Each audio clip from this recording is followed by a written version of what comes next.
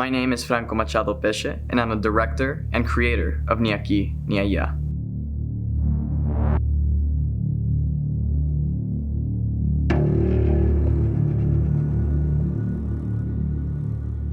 I moved to the United States at the age of 3, and I quickly learned that society will try to put you in your place. When I moved from school to school, I would be called drug dealer, illegal immigrant, things that were just very dehumanizing. Ni Aquí Ni Allá grabs the frustration of a little Hispanic boy who lives in a predominantly white neighborhood and wishes evil upon those who wronged him. He quickly learns that maybe the monsters he keeps in his head aren't nearly as scary as the ones that might be hiding in the shadows.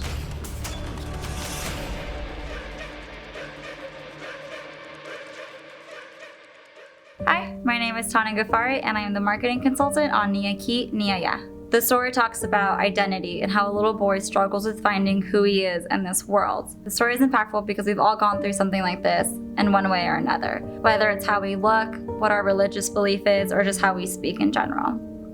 And so with Ni Aquí Ni Allá, we're going to create a movement called You Do Belong. Through this, we show that you're not alone. You're not the only one who felt like they didn't belong when they were a kid. There are so many people who have felt like this. And Get on That Bus is going to allow people to share their stories in a safer environment. And honestly, it creates a culture within itself of people who had this struggle and overcame it so that one day they can help people who are struggling just like they did. I'm Santino Farice, and I'm the makeup and creature designer. Well, I've been a fan of cinema and filmmaking since a very young age. It started with making home movies with my camcorder, and now I live in Los Angeles, and I've worked on projects like Star Trek Discovery, which we won an Emmy for season 2, Marvel's Inhumans, Agents of S.H.I.E.L.D., we even did some work on the latest Transformers movie. We've all been children who have felt maybe a little ostracized or different because of what we like or our nationality. So it really plays in well with pretty much every person's fears of being a kid and being lost and confused and not knowing really what your place is in this world. If I was a child feeling lonely like I was, I think the biggest piece of advice I'd give myself is to stick with it, because someday you're going to get to make movies. When I was a little boy, I was that kid, and somebody gave me the greatest piece of advice that I think I've ever been given. It was by the wonderful creature performer Bob Burns. I was about 4 years old, and he brought me close, and he said, "Santino, I'm going to tell you something real special. You might feel different, you might feel ostracized, you might feel like you don't have any friends, but guess who is your friend? The monsters. And they'll always be your friend."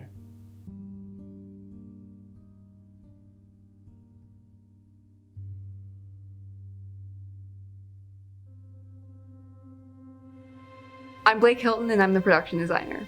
I've been designing movies, music videos, and commercials for the last 3 to 4 years, and I've been really lucky to work on some amazing independent shorts, and I'm really excited for this one. Production design is important to the telling of horror genre or any other genre, because without production design, you basically are shooting 2 naked actors in a empty studio.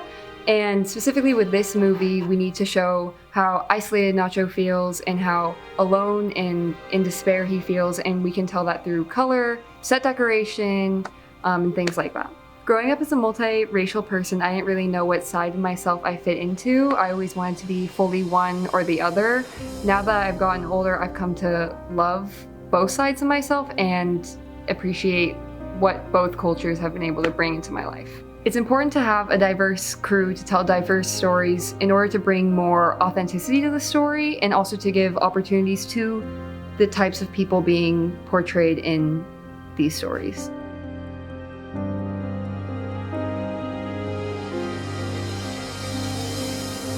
Hi, I'm Alexa, and I'm the DP of this project. So how I got into cinematography was basically falling in love with creating worlds that literally don't exist until principal photography.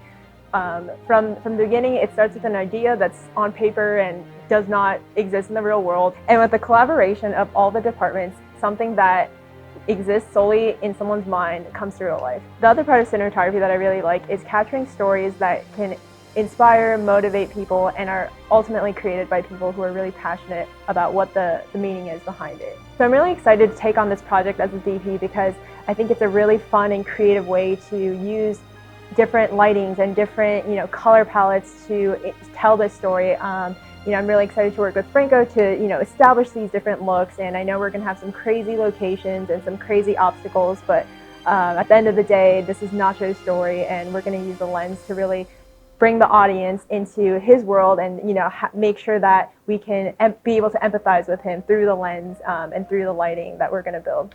It's just really powerful to me to know that I am a first-generation American, and hearing about how my parents' struggles and my grandparents' struggles were in America really just proved to me how much hard work, compassion, and care just really shows. And those are all elements that I hope to really show through my craft.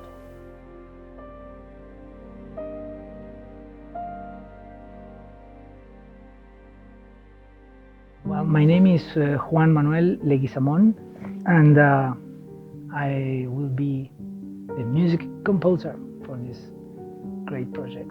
Nothing in my life, it was really planned, and music, it was the one that pushed me out of my country and brought me here. So composing is musicians' way to tell stories.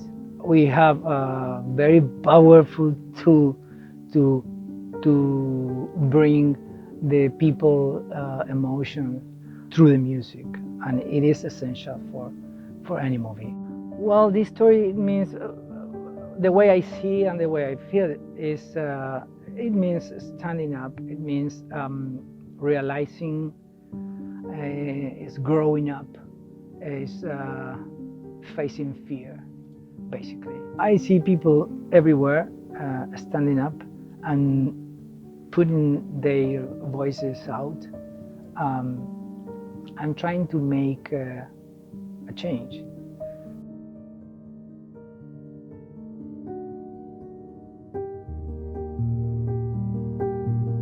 Everything that society really is ashamed of showing to the population is political. With the current administration, we might realize that sometimes there are people who don't want to listen to us or just are ignorant of what we might be feeling. So this film is using the industry and Hollywood and movie making, which is obviously one of the most important modes of communication that we have today, to demonstrate the emotions of someone like me who's Hispanic American growing up in this country and wanting his voice to be heard.